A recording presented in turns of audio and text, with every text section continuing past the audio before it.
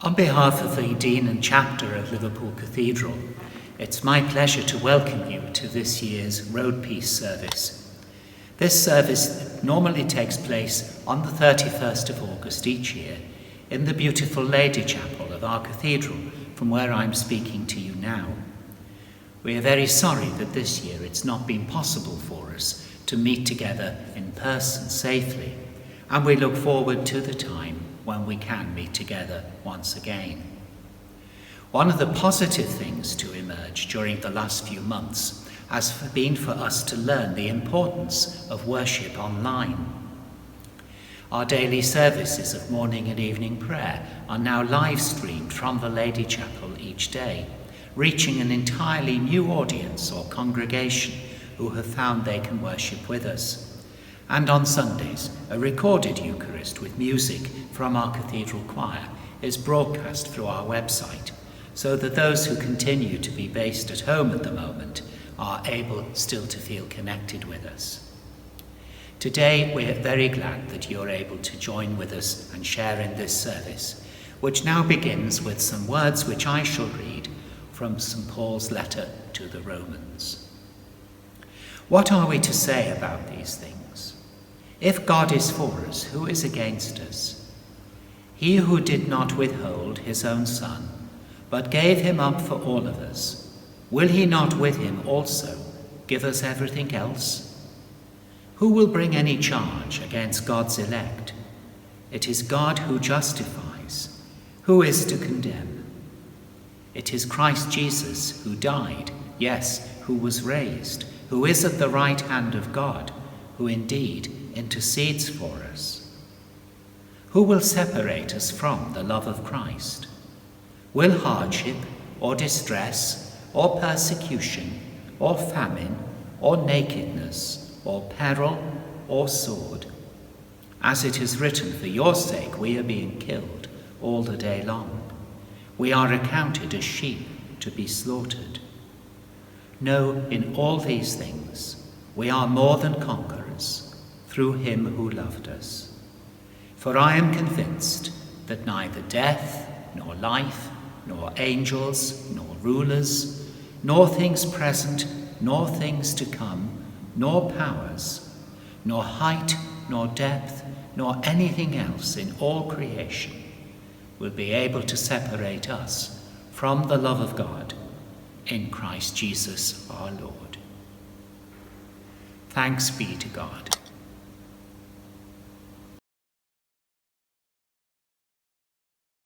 On behalf of RoadPeace Northwest, I too welcome you to this special remembrance of road crash victims. I particularly want to welcome those whose lives have been changed as the result of a road crash. Today's service is part of August National Road Victim Month. It was designated this by RoadPeace after the death of Diana, Princess of Wales, in the world's most famous road crash 23 years ago today. RoadPeace welcomes the focus by the media and the royal family on the lifelong impact that road crashes have on the family and friends of those killed and injured. Today is also the anniversary of the world's first road death from a motor vehicle, that of scientist Mary Ward in Ireland in 1869, when she fell under the wheels of an experimental steam car built by her cousins. August also marks the anniversary of the first road death in England, that of Bridget Driscoll in London in 1896. At the inquest into her death, the coroner said he hoped such a thing would never happen again. But sadly, too many of us watching know that that is not the case, as since then in the UK, too many lives have been lost on our roads and many more seriously injured in crashes, facing life-changing situations for themselves and their families. Remembering victims of road crashes is at the heart of National Road Victim Month. It is good to remember and to learn from what has happened. We hope that this remembrance will help all who have been bereaved or injured through road crashes, and importantly, we also hope today will send out a clear message to all road users of the need to use our roads sensibly. Remembrance plays a vital role in alerting society to the appalling number of people killed and injured and the need to bring an end to this carnage. Each road death has lasting effects on so many people: the family and friends and colleagues, those who witnessed or attended the crash, those who care for and support the bereaved and injured, as well as those who investigate and try to prevent further injury and loss of life on our roads. To help us support road crash victims and to prevent further death and injury here in Merseyside, RoadPeace North West has worked in partnership with the police, the PCC, the Road Safety Partnership, local councils and other partners such as Merseyside's Fire and Rescue Service, the Ambulance Service, the Coroner's Offices, the CPS, Aftermath Support and other services throughout the year. The help and support of you all is greatly appreciated.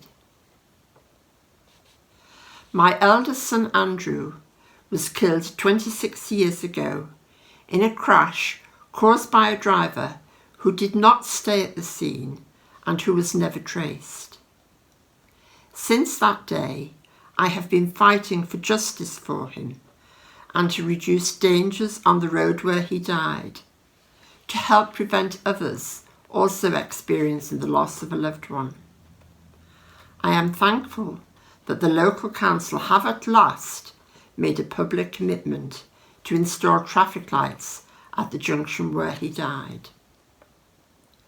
I was helped in my campaigning by RoadPeace, who offer practical and emotional support and advocacy to the victims of road crashes, who at times do not seem to receive the same compassion and support as other victims.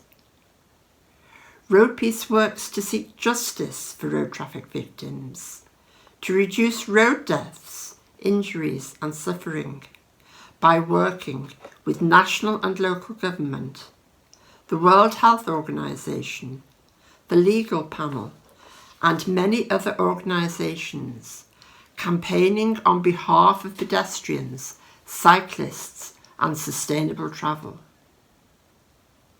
Following the death of Diana, Princess of Wales, RoadPeace called for the introduction of 20 mph zones. It is good that now, 23 years later, we have more 20 mph limits in residential area, but more are still needed.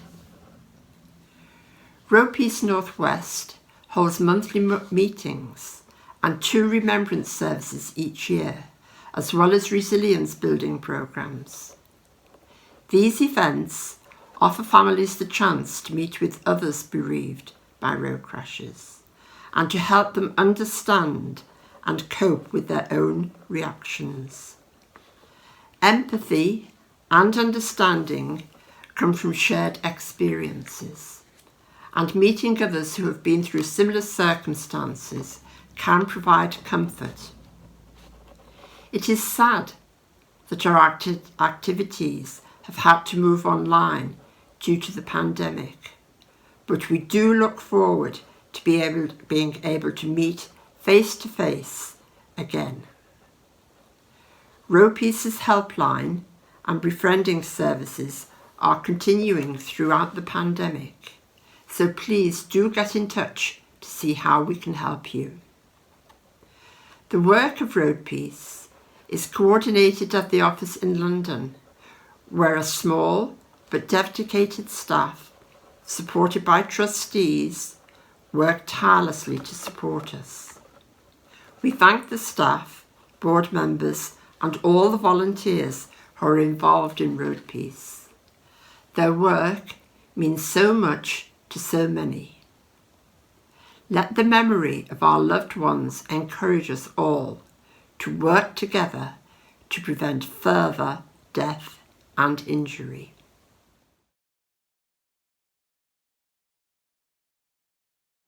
May I start by welcoming you all here today. I'm aware that some of you will have experienced the pain and distress of dealing with the loss of a loved one due to road traffic collisions. You may also have the traumatic experience of having to tell families that their daughters, sons, mother and/or father have been killed in a road traffic crash. Whilst nothing can ever relieve the anguish and the deep feeling of loss you have been through, events like this today may provide a positive message so that other families don't suffer the anguish that you are still enduring. Road traffic collisions are responsible for the death or maiming of many people across the United Kingdom every year. Indeed, across Merseyside last year, there were almost 500 fatalities and serious injuries. You will not be surprised to learn that the highest number of casualties are numbered within those groups of road users we classify as vulnerable, namely pedestrians, cyclists, motorcyclists, elderly and the very young. Although the figure just mentioned does represent a reduction in those killed and seriously injured on our roads over the past few years, this does not mean we can allow ourselves to become complacent. One person losing their life or sustaining life-changing injuries is one person too many. Even one family experiencing the trauma and heartache of the consequences of road traffic collision is a tragedy. Liverpool City Council is an active member of the Merseyside Road Safety Partnership. The purpose of this organisation is to combat the number of deaths and serious injuries across Merseyside. And we do this through providing guidance, education, adopting technology that saves lives, and also by working with the people of Merseyside. We are fully supportive of the aims and principles of the valuable partnership and engage with those from other organisations by sharing information, undertaking road safety initiatives and hosting events, all of which are aimed at reducing death and injury on our roads. As a member of the partnership, we have been given responsibility for developing schemes and campaigns aimed at reducing the number of adult pedestrians who are killed or seriously injured on the region's roads every year. Other partners are currently working on schemes aimed at other vulnerable casualty groupings such as cycle users, motorcyclists, senior road users and children. Our ongoing engagement within our schools. As a council, with the situation continuing to retain uncertain, we need to be looking at new and innovative ways to engage with road users. One tangible way to do this is for road users to sign a pledge to support the safer roads and reduce casualties across the region. The PCC will be speaking about the pledge shortly, so I will leave it to her to elaborate on this.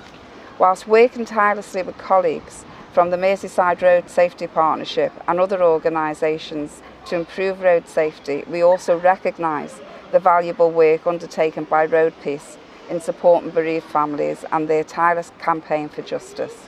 With this acknowledgement, it is only right that RoadPeace should continue to expect and receive the support of the Council through any means at our disposal.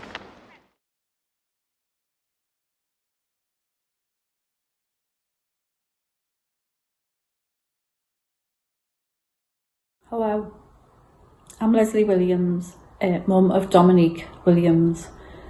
Dom was killed on her way to Creamfields in 2009 in a car crash, a fatal car crash. First, I just want to say thanks to Pauline for all that she does on behalf of road crash victims, and also the support she gives to me and so many other people. It's just to say a big thank you to Pauline. I first met Pauline 11 years ago, and that's when I attended the first RoadPeace. It was the Princess Diana Memorial on the 31st of August 2009, and Dom had been killed on the Saturday the 29th.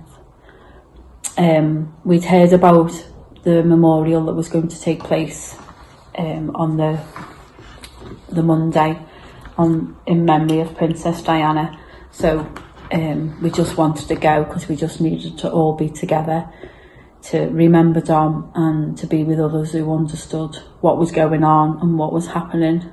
And so this was our first encounter with RoadPeace, and then we've attended every year since. And then I was honoured when Pauline asked me if I'd read some of my poems at the services, which I have done. So today I'm going to read 2 poems which I've written. So thank you. So the first one is, when I thought about today's service and all what's going in the world at this time, I thought about how life can change in an instant when you believed everything would be fine. For a time this year, the world seemed silent and healing, so they say. Just as I imagined when losing Dom, it should have been that way. For we wonder how the world continues when our loved ones have gone, but we have to find a way so that their legacies live on. So our remembrance service this year has changed to suit these strange times, but it's the meaning that the service carries and our memories we find. So today we join as one to remember our loved ones and Princess Diana, who lost their lives on our roads, and pray for the day when our roads are safer and RoadPeace efforts will be showed. For this is what they stand for, and they never give up the cause through choice, and we continue to speak for our loved ones because we are their voice. The second one is about Dom. So it's, how do you explain to others who simply do not know? How do you explain you can't when they tell you to let go? How do you explain the feeling of having lived 2 lives? How do you explain before and after, and how you long for smiles? How do you explain the feeling when you wake every day and you have to carry on no matter come what may? How do you pass on the feeling it's okay not to be okay? How do you keep finding a way to say the name each and every day? How you feel that if you don't, they will somehow be forgotten? How is Dom's mum a legacy I must carry on, or it has all been for nothing? How do you thank everyone individually for all that they do? How do I let them know that it's their support that gets me through? How do I stop constantly asking myself the reason why? How do I get to a point where I can remember but do not cry? So many things and more I ask each and every day, and I do. I keep on asking them, because Dom, I am mum to you. Thank you.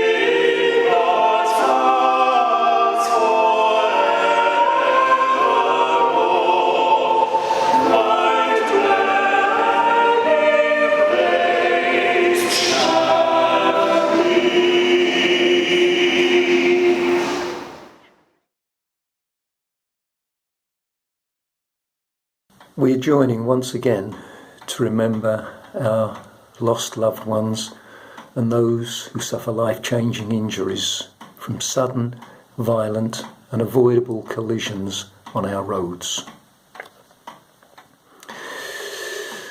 We honour our memories of them, and we can enhance their legacies by doing what we can to promote safer roads.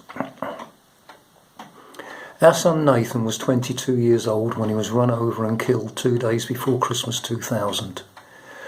I've often said at these services that we all share responsibility on our roads, no matter how we use them. But drivers, with the protection of a vehicle around them, have the greatest duty of care to the most vulnerable: pedestrians, cyclists and motorcyclists.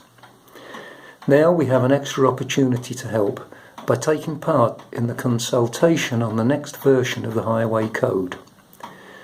Please get involved to express your views and strengthen our cause.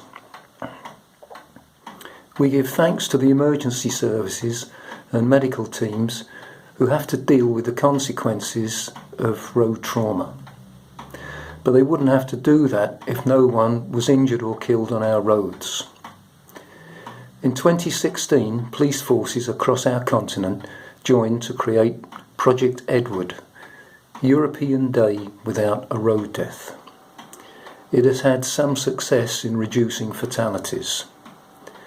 This year it takes place on the 16th of September and has been renamed Every Day Without a Road Death.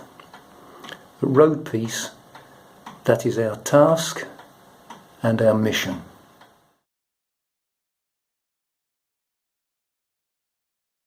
My name is Clive Howarth and I'm the Chief Executive of the Office of Police and Crime Commissioner. The Police and Crime Commissioner, Jane Kennedy, very much wanted to join you today as she has in previous years. Unfortunately, she has been unable to record a message for today's Remembrance service and has asked me to join you on her behalf. As many of you will know, improving road safety is one of the Police Commissioner's policing priorities. It has been for the last 3 years. More people lose their life or suffer life-changing injuries on our region's roads than are killed through serious violence. That shows just how seriously improving road safety needs to be taken by the police and by our partners.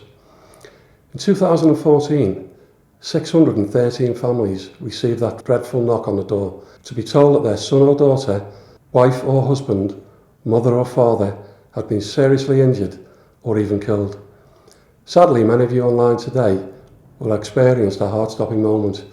For the family, that phone call, that knock on the door, stops the world turning.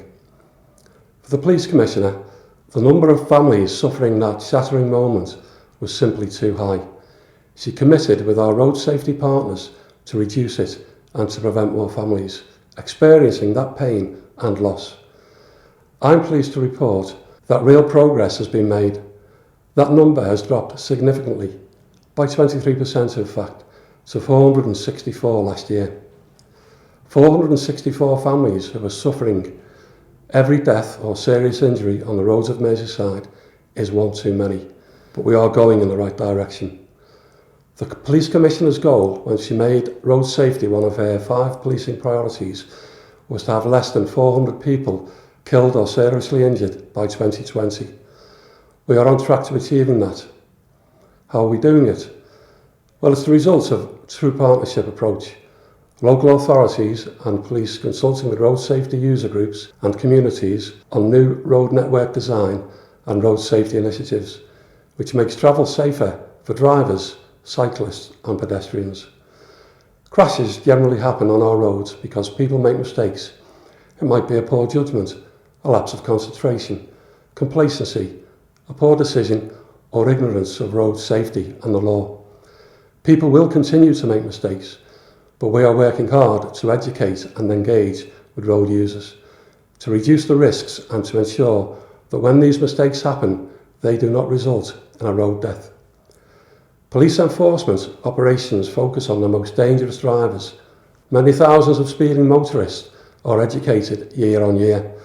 Even while our roads may have been quieter during lockdown, those efforts have not waned. Officers have continued to patrol key routes throughout the region. running proactive enforcement operations and stopping drivers for flouting speeding and other traffic laws.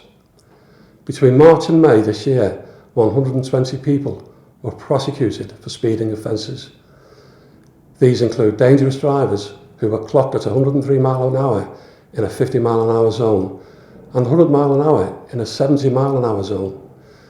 During this time, more than 250 people were arrested in connection with drink or drug driving offences. Merseyside Police has also invested in new technology. One new piece of kit, the Ranger Concept device, is being used to tackle speeding in hotspot areas, which have previously been difficult to enforce. In the first 17 weeks after its introduction, this device assisted officers in capturing 2,621 speeding offences. The funds recouped from these potentially life-saving operations are then reinvested in resources and operations to make our roads even safer. From breathalyser kits to kids court sessions and bike safe workshops. High-profile operations have also been put in place to tackle the antisocial and dangerous use of nuisance bikes and to clamp down on taxi drivers who take to our roads under the influence of drink and drugs or in unsafe vehicles which are putting passengers in jeopardy.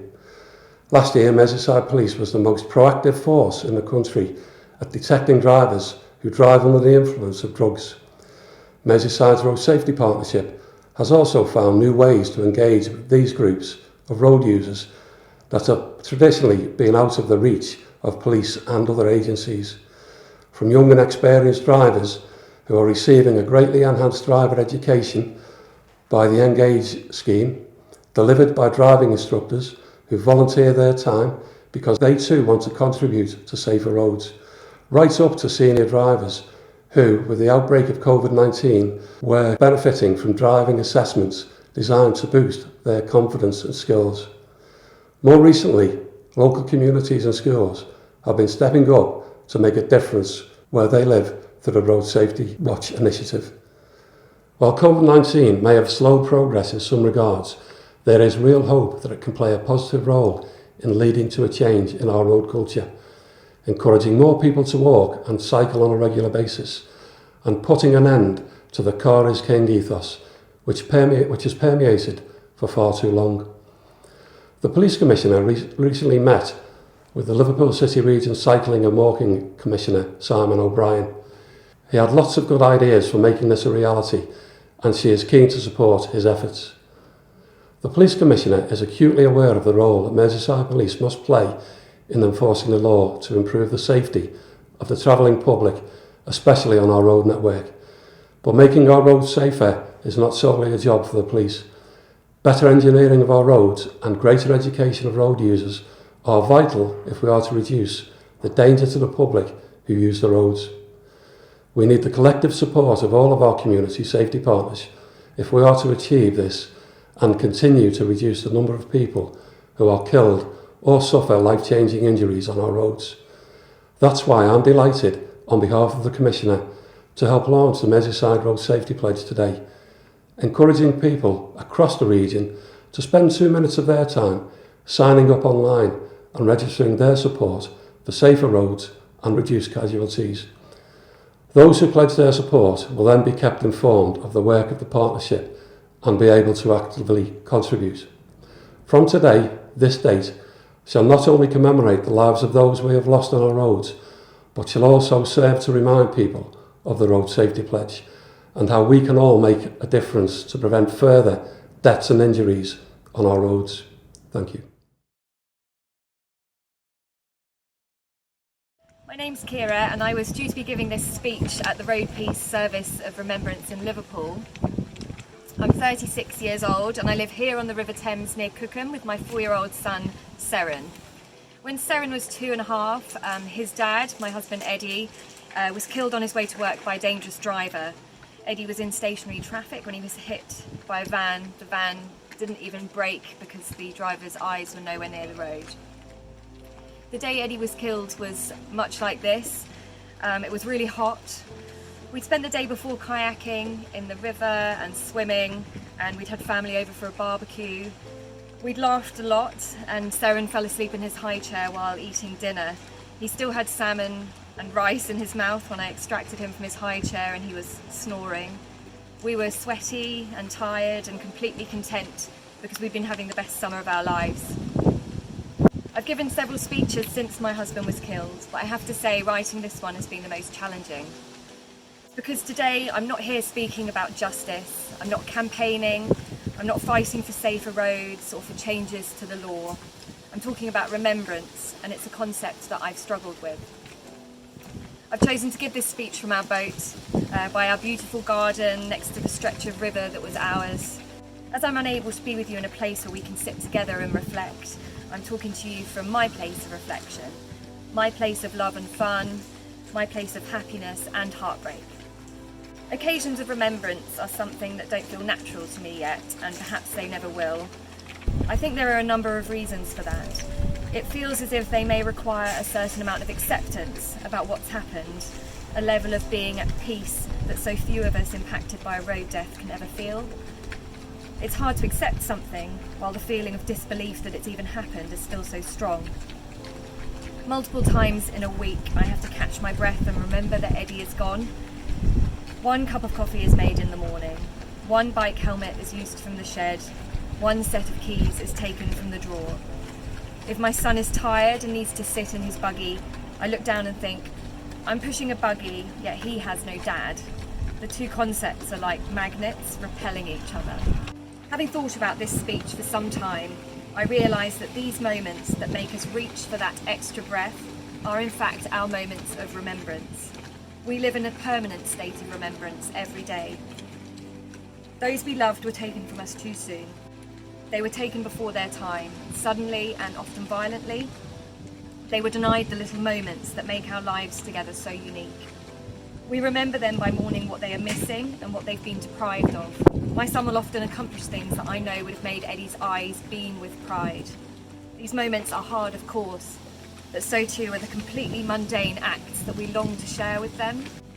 I'd like to use this opportunity to acknowledge why an occasion like this, where we come together, even online, united in our loss, is still so important. The people that we lost were that important. Their lives made the biggest impact. They mattered. It's not about accepting that they are gone, but rather accepting that their lives made waves that just keep on rolling. Their loss informs how we continue to live. When life feels impossible, it's because they mattered. When life feels amazing, it's because they showed us that too. I'd love to be able to tell Eddie the impact that he made. We had so little time together, yet he was my greatest adventure.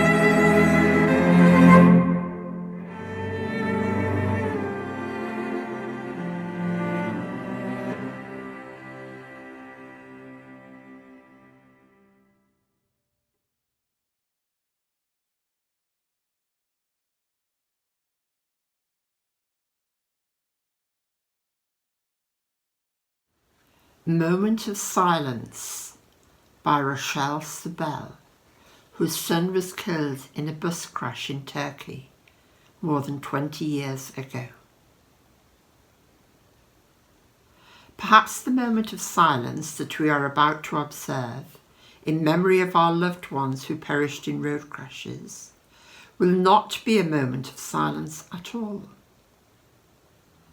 Perhaps in this moment we will allow ourselves to hear the echo of the voices of family members, friends and colleagues whose voices we have ached to hear, many of us for long and painful years. Perhaps their voices will urge us to remain impatient, indeed to grow even more impatient, to continue to petition, protest, advocate, convene, measure, enact, enforce, until that promise that we all carry in our hearts will be fulfilled. The promise that someday beautiful lives will no longer end abruptly and senselessly on the roads of the world. Perhaps they will encourage us if we are feeling that our gains are too small, advances too slow, and our work too fraught with challenges. Perhaps they will assure us that important progress has been made by the World Road Safety community, and that progress has been remarkable. The momentum is growing, palpable and inspiring. Perhaps they will congratulate us on the efforts and vision of this alliance, which is already and will surely become a powerful and resounding collective force for road safety. They will surely remind us of the preciousness of each moment, the unique, irreplaceable beauty of each individual, the fragility and tenuousness of life, the devastation that a split second can bring, and our sacred responsibility to make this a road-safe world for all. We honour the memory of those who died in road crashes. They shatter our hearts, strengthen our resolve, and compel us to action. Let us listen to their voices as we stand in silence.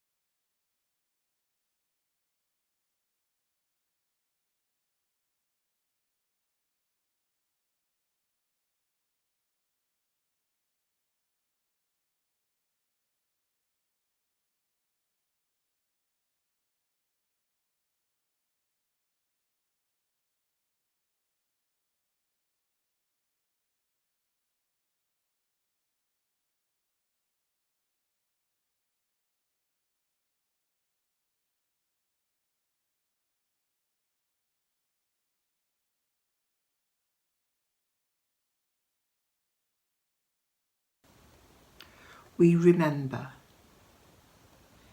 In the rising of the sun and in its going down, we remember then.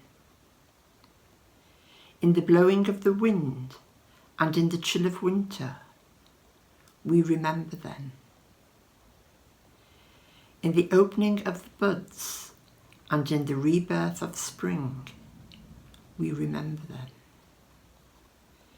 In the blueness of the sky and in the warmth of summer, we remember them.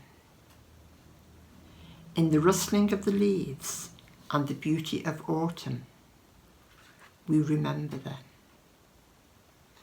In the beginning of the year, and when it ends, we remember them. When we are weary and in need of strength, we remember them. When we are lost and sick at heart, we remember them. When we have joys we yearn to share, we remember them. So long as we live, they too shall live, for they are now a part of us as we remember them. Earlier this year, we were sad to hear of the passing of Isabel Hariades. She was one of the first members of RoadPeace. She became a committee member and an organiser of Remembrance services. She joined RoadPeace after the death of her daughter, Athene. Athene was a performer and teacher, cut off in the midst of a fulfilling life at the age of almost 27 by a lorry which knocked her off her bicycle, which she used for all her journeys in London. She died instantly. The extraordinary gathering at her funeral reflected her manifold interests and great gift for friendship, as well as her success as a teacher. The composer John Taverner was present and, inspired by the two major strands of her life, drama and religion, composed soon afterwards a song for Athene, combining Shakespeare's beautiful line, "May flights of angels sing thee to thy rest," with orthodox funeral prayers. John said the music came to him as a reflection of Athene's beauty, both inner and outer. The St. Nicholas singers will now sing this tribute to Athene. It was also sung at the funeral of Diana, Princess of Wales.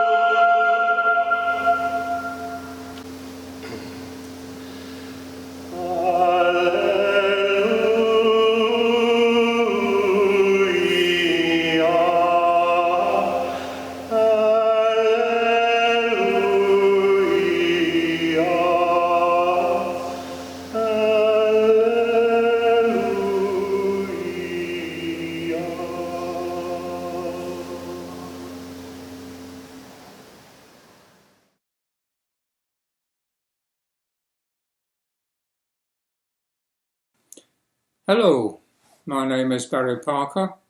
I've been a member of RoadPeace for a number of years now, and I'm talking to you in the middle of August. We're on holiday in Scotland.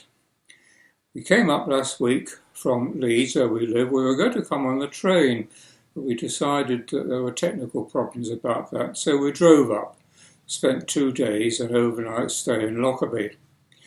So we set off from Lockerbie for Oban via Glasgow on Wednesday, the 12th of August. Remember that date. And as soon as we got on the road, the M74, every road sign was saying, it seemed, yellow warning, heavy rain is forecast. Well, it was a lovely day for us. It was bright and sunny, clear, and we couldn't see any signs of rain.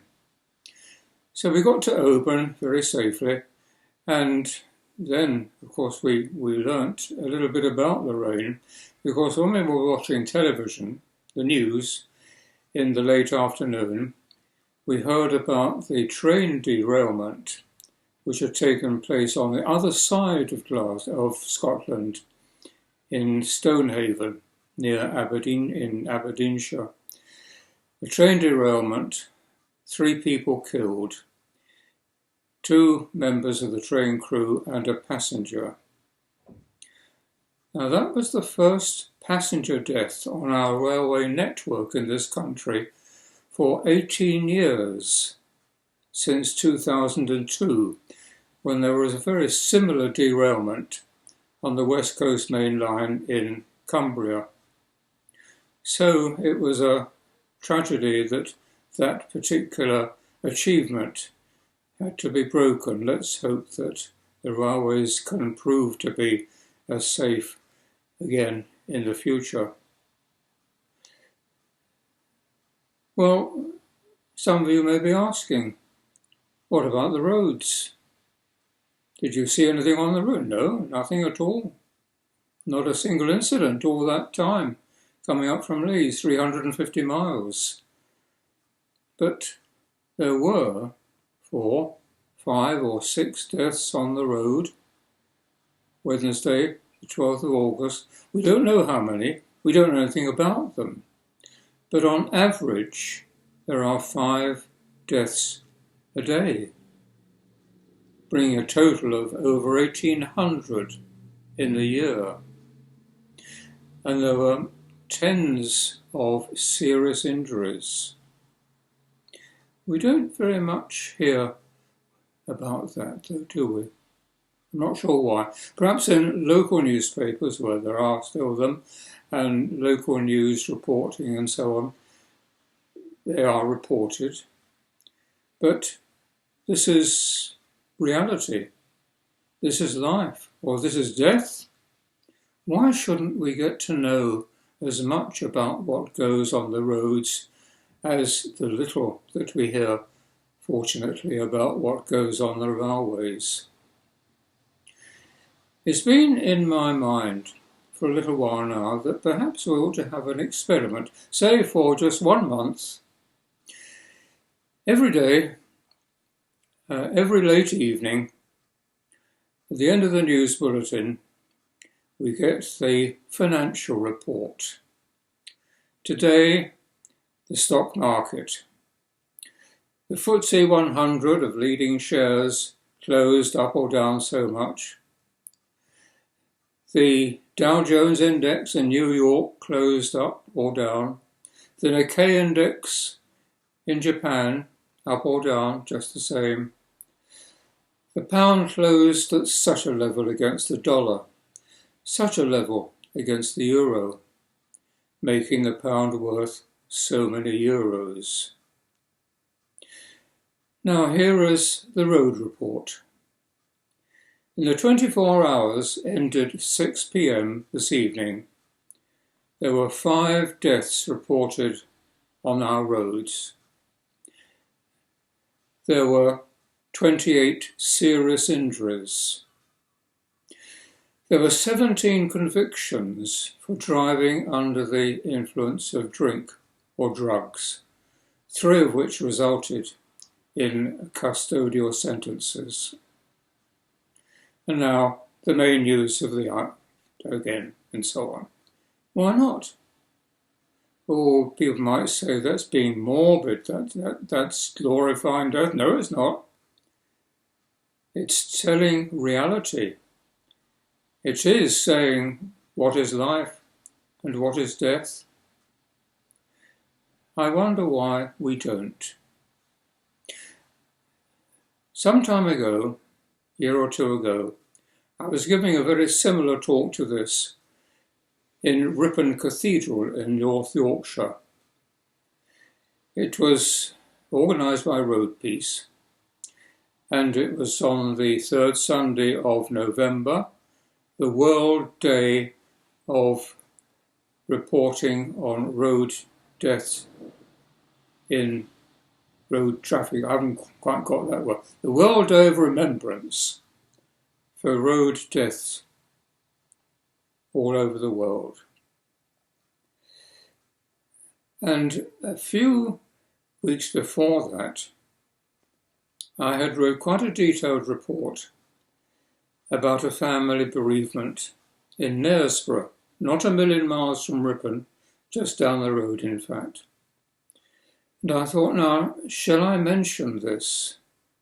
Because it was local news, but perhaps the members of the family, some of the members of the family might be there, present. Or I thought I'd take the risk. And so I quoted what I had read in the newspaper, that a young lady of the family was being taken out for the evening by her boyfriend. He called round and picked her up and took her off for the evening in his car. And the girl's mother called out, "Now, drive safely, won't you?" But it appears he didn't, because the car left the road and it hit a tree and the girl was killed.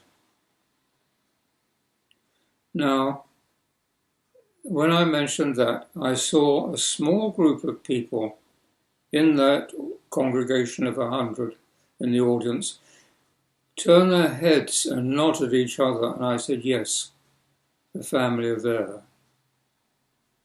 And I wasn't able to speak to them afterwards, but I did learn indirectly that they were satisfied, if that's the right word, that they recognised that a complete stranger, me, had talked about their family tragedy in public meeting, and that therefore they shared their grief and sorrow with so many other people.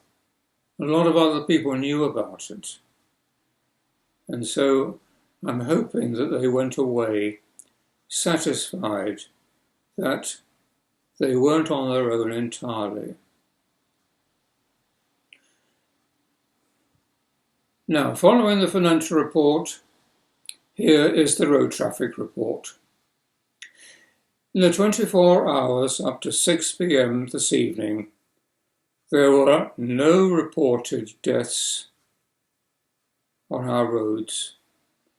There were no reports of serious injury on our roads.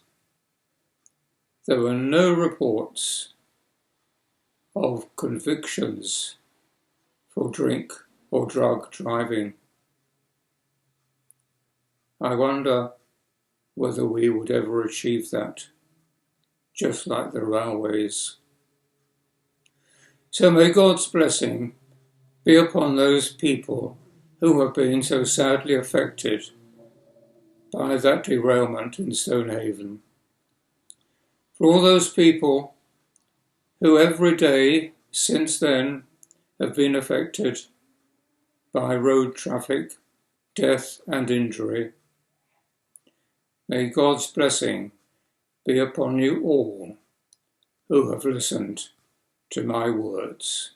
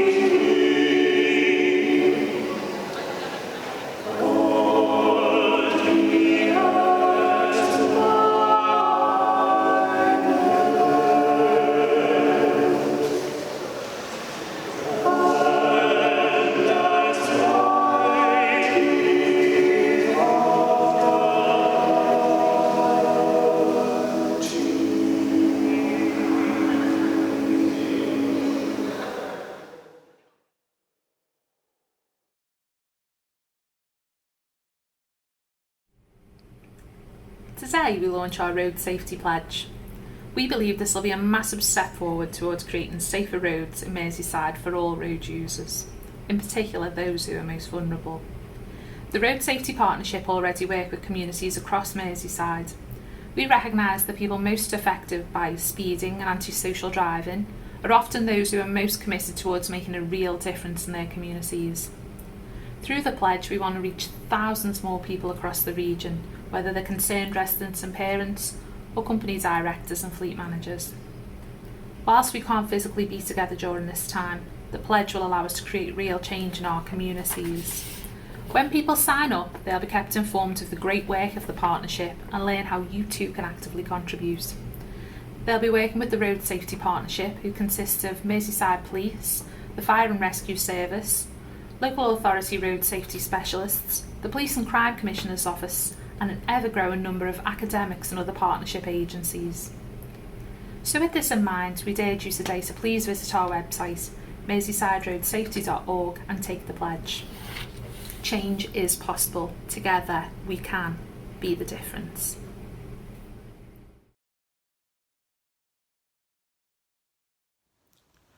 As we close, I would like to thank everybody who has made today's service possible. Thank you all for joining us today. I hope it has been helpful. I am ending the service with words chosen by the Queen to be read at the Queen Mother's funeral. You can shed tears that they have gone, or you can smile because they have lived. You can close your eyes and pray that they will come back, or you can open your eyes and see all that they have left. Your heart can be empty because you can't see them, or you can be full of the love you shared. You can turn your back on tomorrow and live yesterday, or you can be happy for tomorrow because of yesterday. You can remember them and only that they have gone, or you can cherish their memory and let it live on. You can cry and close your mind, be empty and turn your back, or you can do what they would want. Smile, open your eyes, love, and go on. Thank you.